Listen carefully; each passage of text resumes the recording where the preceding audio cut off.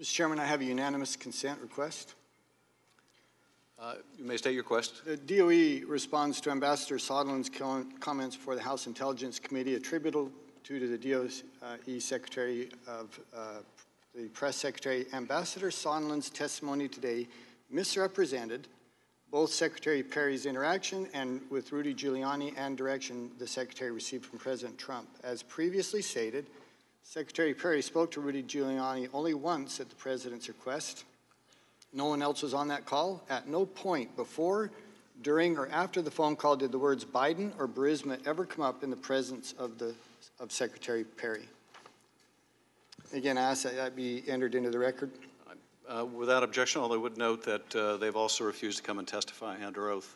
The American people expect a lot of things out of politics. Arguments, protests, we certainly see that. Clash of principles and ideas. I think sometimes eventually they actually would like to see some compromise. But I think something they expect above everything else, fundamental, they expect that there is a sense of fairness about it. And I want to read part of a text I received from someone that I have tremendous respect for. Just a few hours ago, she wrote, "Crafting a story to hurt another human being can never be right. The means of destroying and hurting another individual just does not justify the end, and politics does not give anyone free pass to destroy other people." Now, you can say a lot about the treatment of President Trump over the last 3 years, but I think one thing you cannot argue is that it has been fair. There were those calling for his impeachment literally before he was inaugurated. For 2.5 years, we were told every single day he has betrayed our country. He is a Russian asset. He has committed treason. Accusations that we know now are not true, and for which we never have any evidence to support that. He was accused of obstruction, and now here we are actually impeaching the president over, well, first, quid pro quo, until we found out that didn't poll very well with focus groups, and then it was bribery, until virtually every witness before us who was asked a question said they had no evidence of bribery, and now it's extortion. And again, the American people expect some sense of fairness. So when Nancy Pelosi goes before she has seen a shred of evidence, and she announces the president has betrayed his oath of office, he has betrayed the American people, he betrayed national security, without seeing any evidence, again, the American people say, well, what is fair about that?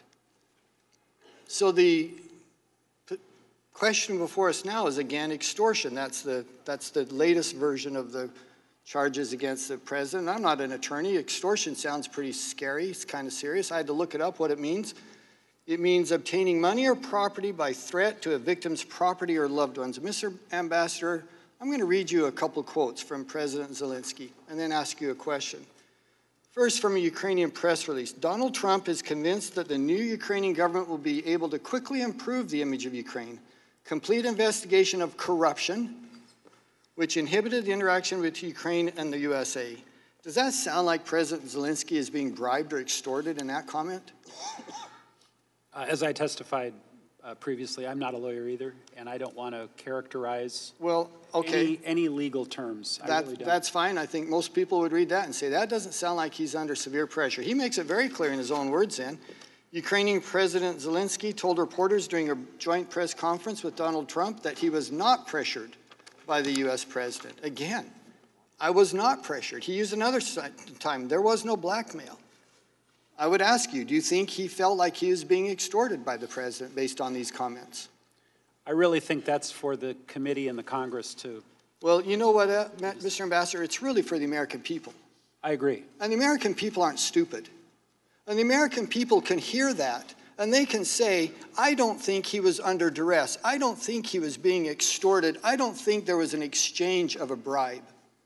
And I would conclude with this last observation.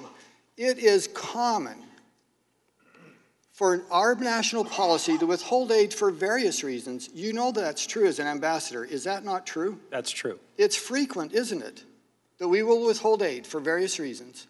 That's correct. It is a policy. I mean, for example, President Bush did it. He suspended military aid to 35 countries over their lack of support for the International Criminal Court. I'll bet that helped his political standing back home. But I don't remember anyone suggesting we should impeach him for it. President Trump did it last year with Afghanistan over corruption. We did it with Pakistan over much the same thing, and no one suggested that we impeach them for it. This is a common occurrence in international relations. It is hardly an impeachable offense.